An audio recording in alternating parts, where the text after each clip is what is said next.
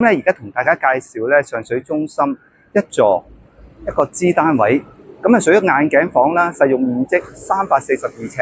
咁啊睇下呢條片你中唔中意咯？如果中意咧俾個 like 啊！